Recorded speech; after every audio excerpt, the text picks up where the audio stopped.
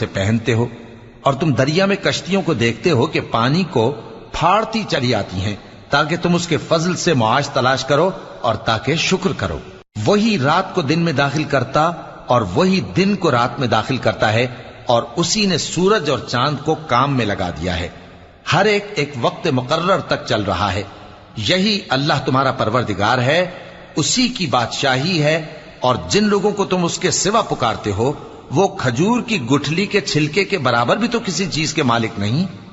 اگر تم ان جھوٹے معبودوں کو پکارو تو وہ تمہاری پکار نہ سنیں، اور اگر سن بھی لیں تو تمہاری بات کو قبول نہ کر سکیں، اور قیامت کے روز تمہارے شرک سے انکار کر دیں گے، اور ایک ہی باخبر کی طرح تم کو کوئی خبر نہیں دے گا۔ لوگو، تم سب اللہ کے محتاج ہو، اور اللہ ہی تو بے نیاز ہے، لائق حمد و ثنا ہے۔ اگر وہ چاہے تو تم کو نابود کر دے اور نئی مخلوق لے آئے،